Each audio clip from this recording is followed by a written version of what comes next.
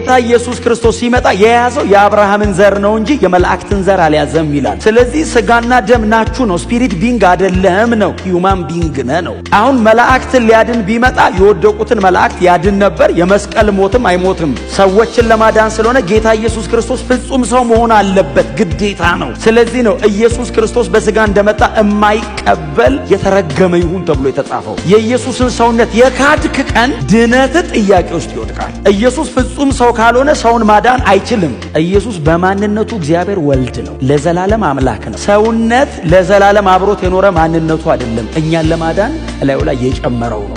እንዴት ሊሆን ይችላል እኮ ነው። ጳውሎስ እኮ ምንድነው ያሳበደው? ሚለው አምላክ ሰው ነው፣ መስቀል ላይ ሞተ ነው። ሌላ ስብከት እኮ የለውም። አያውቅም እንዴ ጳውሎስ? እንደ ጳውሎስ የሚያውቅ የለም። ለምንድነው ሌላ ነገር የማያወራው? ከዚህ የሚበልጥ የለማ።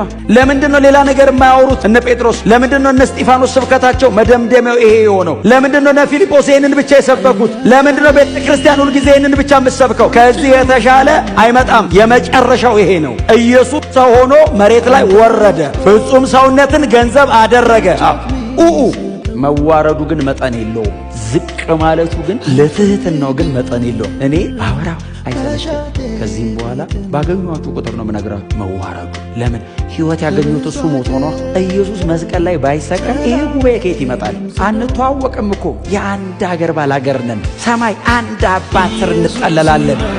አንድ ቦታ ሄደን እንከማቻለን። ኢየሱስ ጌታ ነው።